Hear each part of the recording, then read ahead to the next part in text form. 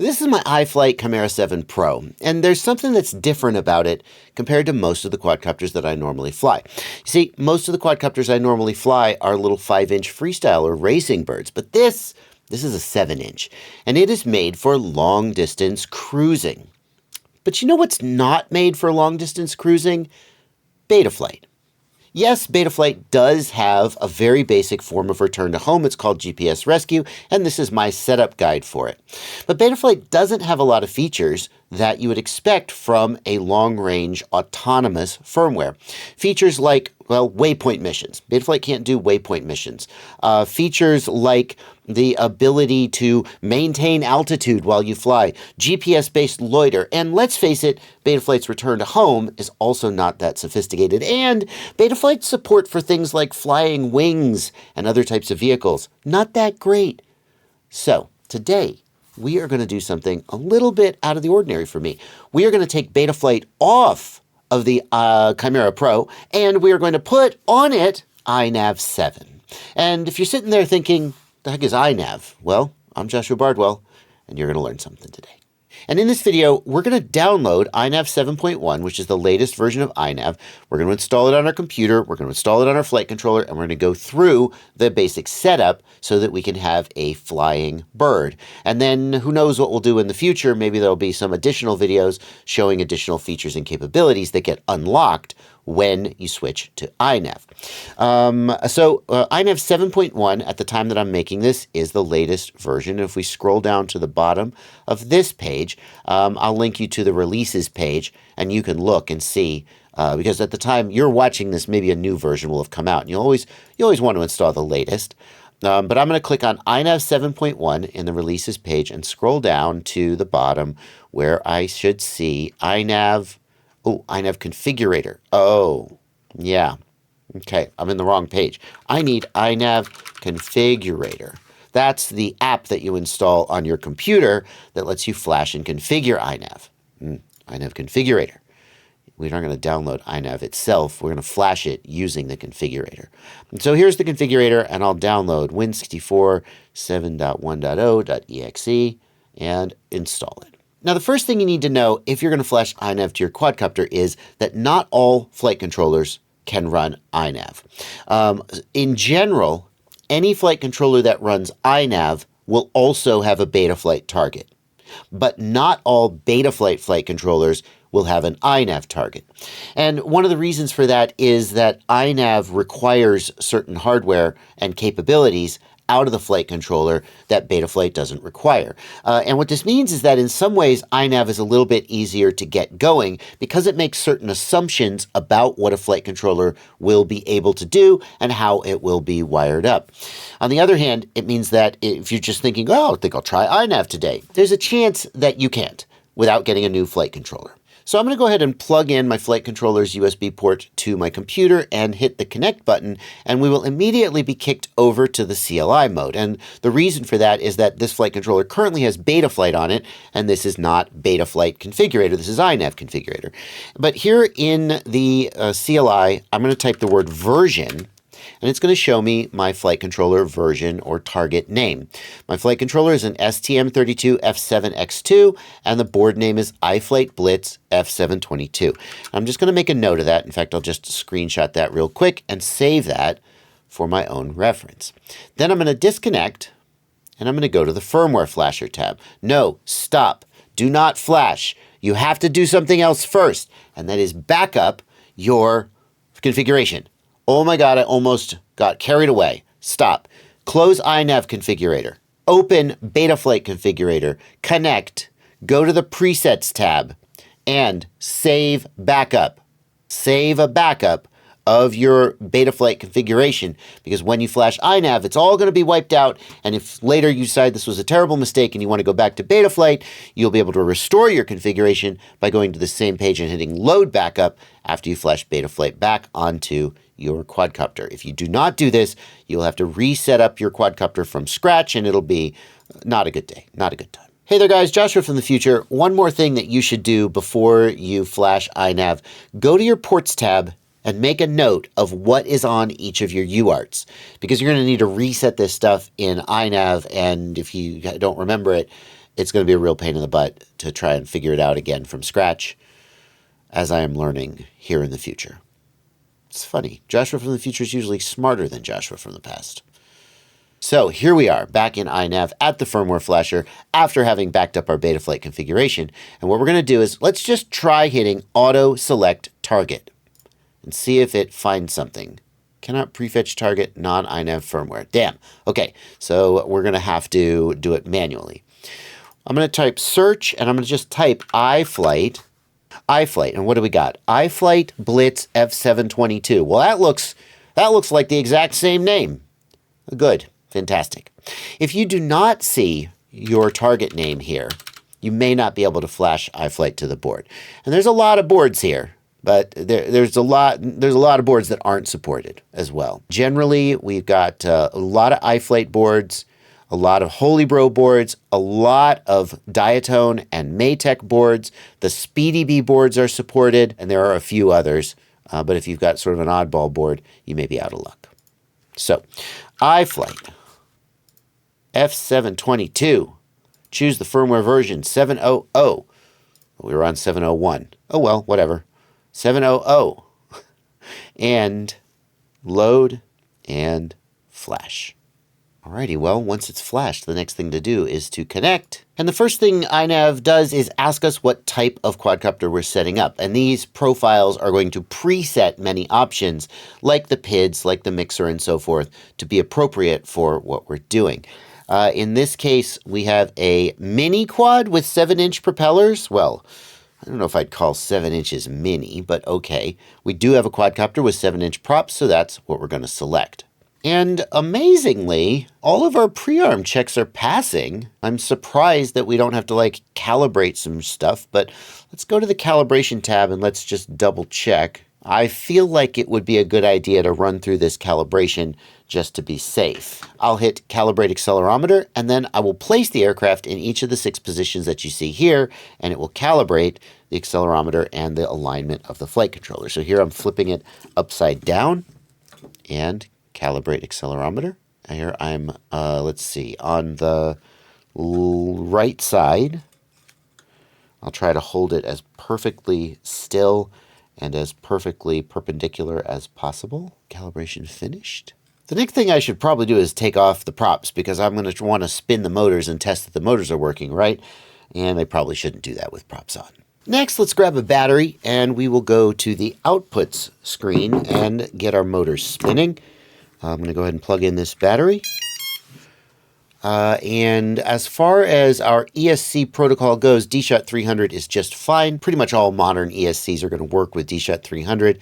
And it's a good balance between signal robustness and low latency. DShot 600 will have slightly lower latency, but will increase the processor load and be just a little bit more susceptible to signal corruption due to noise. DShot 150 goes the other direction, just a little bit more robust with a little bit higher latency. DShot 300 is a fine place to be for our motor protocol. We're going to enable motor and servo output to try testing this out, and we will go ahead down, and I understand the risks. Propellers are removed. Enable motor control. Can we go ahead and spin the motors without hitting save? No, I don't think so. Let's hit save and reboot.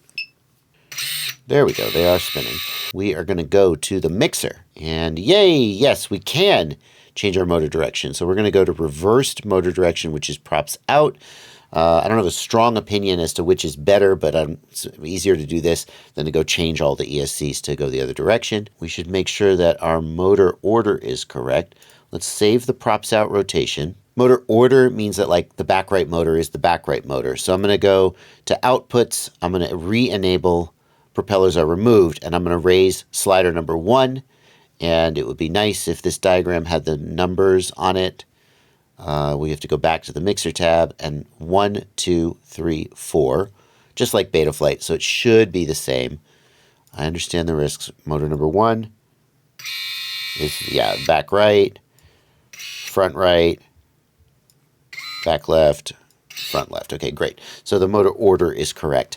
Those of you who are familiar with Betaflight may be thinking, well, if my motor position or my motor order was wrong, I just remapped the motors. But sadly, this is one of the things that is missing from iNav is the ability to arbitrarily remap the motors. Mixer Wizard. This is new. This is new in iNav 7. Mixer Wizard. Yes. Yes, we can do this. So we can reorder the motors now in iNav. That's fantastic. I don't need to do that because my motors are in the right position, but that's fantastic. That's great that they've done that. I used to have to do it by hand, and it was a pain in the ass to change all these values by hand.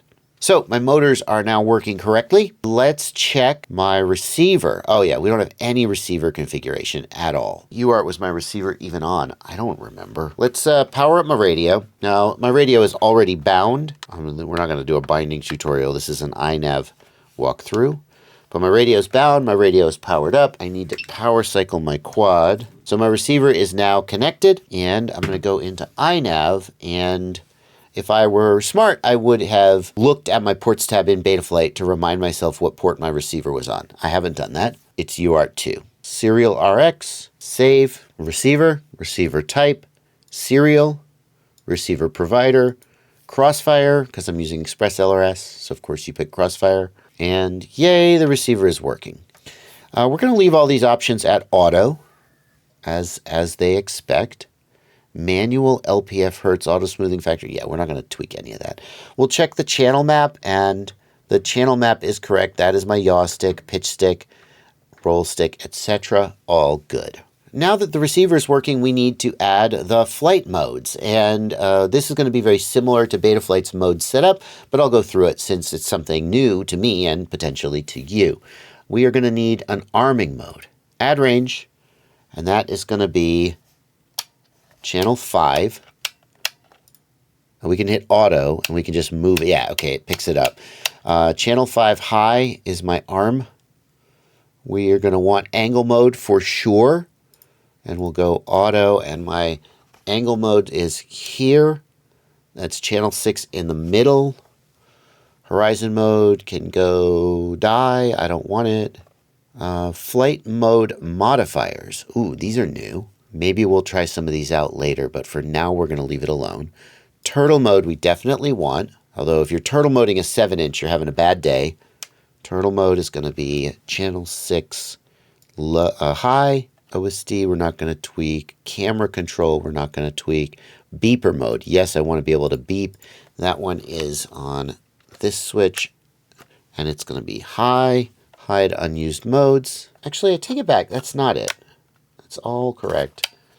I want some GPS stuff. Do I not have a working GPS? Oh my God, I don't have a working GPS. That's why my GPS modes aren't here. I guess we got to get the GPS working. Crap!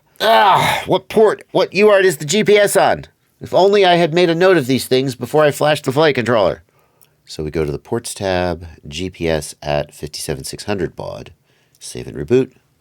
We have to enable the GPS option. GPS enabled, yeah, that'll do it. We definitely want U-blocks. Almost all modern GPSs support U-blocks, and U-blocks is the superior protocol to NMEA. For ground assistance, I mean, I would probably be safe to pick North American since I'm almost always flying in North America. GPS use Galileo. Nah, I don't need to enable any of that stuff. Wait.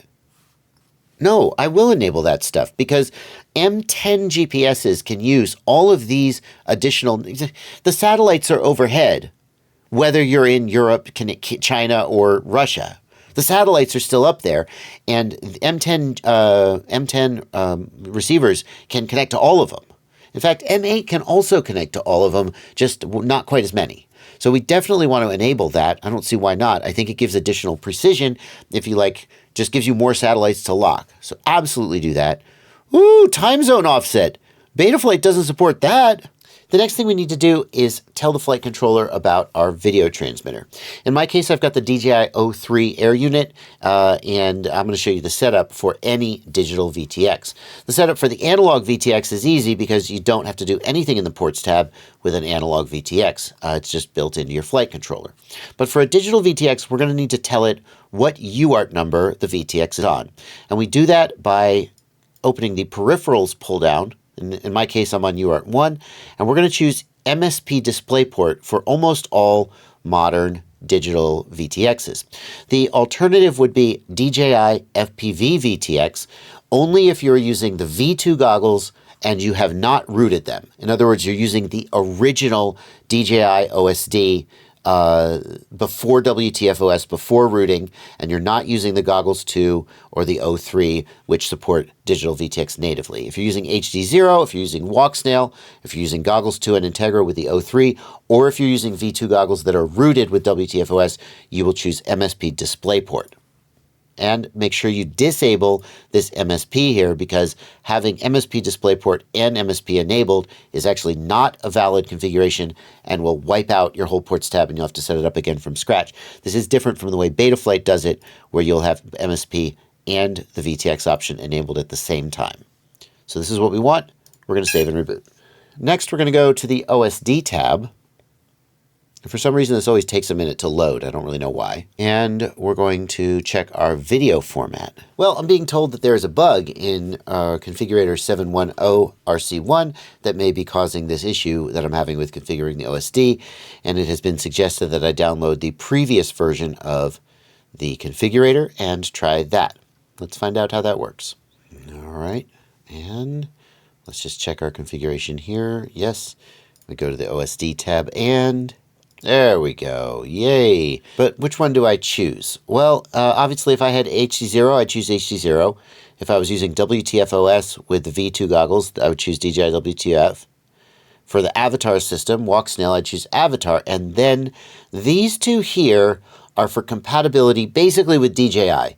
And the reason I say that is that the DJI goggles, the Goggles 2, only, and the Integra, only support Betaflight font sets. And iNav has a larger number of characters that it can display in the fonts. And so if it tries to send those characters to the DJI Goggles 2 or Integra, they don't know what to make of them. So since I'm using the Goggles 2 with the O3 Air unit, I have to choose one of these two Betaflight compatibility video formats. I will choose Betaflight HD Compat because it does support high definition fonts. And I will save that. And then I have to lay out my OSD, which I'm not going to make you watch me do, but I have to just drag this stuff around and lay it out on screen exactly how I want it to be. To calibrate the compass, we are going to initiate the compass calibration procedure. I'll show you how to do that in a second. And then we are going to rotate the aircraft 360 degrees on all three axes. The way to do that, well, there's various ways to do that, but the way that I think works the best is to hold it in front of yourself and then turn 360 degrees, and then turn it to face out, and turn 360 degrees, and then turn it to face out like this, and then rotate 360 degrees. And then you see, I don't know, then turn it this way, rotate 360 degrees. Just keep doing that on all three axes, and we're going to need to do that for about 30 seconds. So then how do we initiate the compass calibration procedure? We do that using a stick command. What that means, need a table. What that means is that we are going to press the sticks in a certain pattern that will initiate compass calibration. And that pattern is throttle up to the right, up and to the right, and down. And that beep means we have started compass calibration. Let's go. Oh God, oh God, oh God, that's gonna really mess me up. When is it over? Is it over yet? Oh, here we go. It's over. Shouldn't have been so nervous about that. Anytime there's a timer running, I feel this pressure. I have this pressure and I have to do it. I have to do the thing. Let's see. Throttle now. Oh, cause the compass calibrated. Now, in addition to calibrating the compass, the other thing we need to do is make sure that the compass is oriented correctly. In other words, the calibration takes all the magnetic fields of the aircraft and it like compensates for that. But the actual physical orientation of the compass, which way is it facing? Because you see, if the compass is mounted facing to the right, for example, then the direction the aircraft is facing won't be correct. And here's how we verify that. We're gonna look in the goggles and we're gonna face, you can see actually, I've set this camera up so I am facing due north right now. And you'll see that it is showing that I am facing south. Do you see? Right there, it says south, facing south. So the compass orientation is not correct. Let's try to figure out how off it is. So it's at least 180 degrees off, but the other thing we want to do is we want to rotate. So I'm facing north. If I turn this direction, I should be facing east. No, it is off. It is upside down. Do you see that I'm rotating? It is rotating the wrong direction, west, east. But when I turn that direction, it says east. When I turn that direction, it says west. So it is upside down and 180 degrees off, I think. We got to go back inside and we just got to tweak the orientation and see if we get it right. So we're going to fix this using the alignment tool tab, and you want to make sure that you're inputting the compass alignment, not the flight controller alignment. And I think what I need to do is I need to, let's see, it's at 270 and flipped over on the pitch axis. I think that it doesn't need to be flipped because west and east are reversed, and that means it's flipped upside down. So we will remove the flip. And then it's also 180 degrees out of alignment because south is facing north. So I'm going to go from 270 to 90. There's one more thing you need to take care of when you're setting the alignment of your GPS and your magnetometer, and that is the tilt. You can see right here that my GPS is not flat and level. And what matters, well, you can't see it because the flight controller is inside these sidewalls, but the flight controller is flat and level relative to the frame, and the GPS is tilted back. I would even go so far as to take, like, your phone probably has a bubble level or a clinometer app. Take that app on your phone and literally measure the angle relative to the horizontal and set that in as precisely as possible. Not correct at all. We are not facing north. Why are we not facing north? We're kind of facing north. Just thinking about it. That's weird. How about the west and south, west and east? Okay, so I'm facing north-ish, and now I'm going to turn to the east. That is correct. Turn to the west. Okay, so when I turn left and right, the compass turns the correct direction. That means it is flipped the right side up, but the orientation... No, it got there. I think it just took a second to like figure itself out. North, we're facing due north. Therefore, our alignment is correct. Our orientation is correct. Our compass is correct. Yay! We are nearly ready to take this baby out for its first test flight. But there's still a couple more little setup things to do. And one of them is that now that the compass is working, we actually should have access to the GPS-based flight modes. So I'll go back to the Modes tab, and I will scroll down. OSD modes, FPV camera modes, MISC modes. Come on! Where the frick is like, is it because it's currently broken? Surely not. Surely I don't literally have to have them turned on. Oh, shut up. Shut up. Why? Why are the mag and the barrow not working? Shut up. Why wouldn't they be working? Because if they're frickin' plug-in USB first, I bet it doesn't detect the mag and the barrow because they're not powered up, and then it doesn't initialize them. Or something like that. I don't know. Nav modes. There we go. The nav modes are there. I can't believe that I can't configure the nav modes. Like I've got the barometer, the magnetometer, the GPS configured. They're just currently not powered up. And you won't let me configure the navigation modes without them literally being powered up. Let's put pause, hold, and return to home on channel 8. So that first, channel 9, that's my 3 position. So that first we'll go to pause, hold, and then we'll go to return to home, right? I think we're ready to fly. But before we do that, can I remind you that I have a Patreon? Patreon is a website where you can subscribe to me for as little as $2 a month, or more if you feel like I've earned it. Think about the value that you get from my content, whether that's entertainment, or whether that's problem solving, reviews of products that help you buy the right thing or not buy the wrong thing. Whatever value you get from my content, if you keep coming back for more, there must be some value there for you. If it's at least $2 a month, I'd love to have you as a patron. Patreon link is in the video description below. It's the single best way to support the work that I do here, and it means that I keep coming back. Well, let's face it, I did this for free for a long time, but at the time I had a day job, and I don't know what it would be like to go back to that after all these years of being a YouTube creator. Please don't make me do that. Please join my Patreon. If you feel like I've earned it, and if you don't feel like, if you're like, oh, frick this guy, get on with the video. Okay, I'm gonna. But I'm going to keep making these videos, and I'm going to keep putting them out, and you're going to keep watching them, and like hopefully someday you'll be like, okay, today's the day. Oh, that guy always shilling for his Patreon. Sheesh. Now it's time for us to do the fun part. We're going to fly this thing. I hope. Unable to arm, waiting for GPS fix. Thanks, iNav, for being too smart for me. Will the O3 overheat before we get a GPS fix? First thing I'm going to do is just a little safety check. Okay, the PIDs are not live. I am moving the sticks. I have to raise the throttle. Normally I like to tilt the quad a little bit just to make sure that the props are on right. I guess we're going to take a chance here. Yes, we're flying. I guess the props are on right. And the first thing we're doing is we're just flying in acro mode.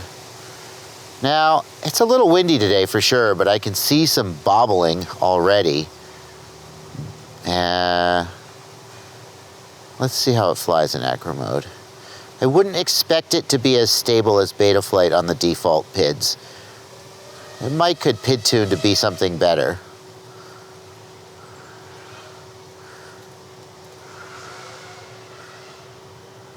It's flying okay though. I'm not mad at it. The default idle speed of 15% does mean we're going to not get a lot of float upside down, and we're not going to descend quickly, but it also is going to improve the prop wash handling. So I'm not upset. Now let's check our accelerometer by flipping to angle mode. There we go. Accelerometer looks pretty good. Oh, pretty bobbly. Now it's a little, what the frick? Oh my God. Why are the rates so low? That's full stick deflection. Wow, I gotta fix that. There's like no authority. I mean, I guess it's like trying to be a big camera drone or something. Oof. Oh God, it's so easy to get going too fast in the wind. I need to change that immediately so I can go further in angle mode. Let's try, let's see. Is the direction home arrow pointing correctly? It should, because I have a compass, so it should not need me to fly in a straight line to know which direction home is. It's mostly pointing in the right direction. Ready? We're gonna enter cruise mode. What the F is that? That was weird. Let's try it again. Cruise. What is it doing? It's whacked out. Oh, that's weird. Okay, let's try pause hold. Oh, battery's getting low. Let's try pause hold. What are you doing? That's not pause hold either. You're just, okay, something is whacked out. Something ain't right. I gotta troubleshoot this. Is the compass correct? The compass is not even vaguely correct. And folks, that is going to bring us to the end of this video, but it is not the end of the story of setting up this quadcopter. I know why this is not flying right. I have troubleshot this problem over the last couple weeks since I finished recording and today, but this video is already plenty long enough, and I feel like the reasons why this quadcopter is not flying right are going to be common enough that they need to be in their own video by themselves so people can find them. So I'm starting a playlist just to help make sure you can find the videos. It is my iNav 7.0 playlist. It's linked in the video description below, and you can definitely check that out when the next video publishes. In the meantime, you have an acro flying quadcopter, but it doesn't really take advantage of all of the, well, you know what? I shouldn't say that. Maybe your compass was working fine. It's possible. But if your compass isn't working fine and you could only really fly in acro and angle mode, you still got some work to do. That video is coming soon. I'll put it somewhere on screen whenever it comes out, and a link in the video description. In the meantime, happy flying. I'll see you in the next one.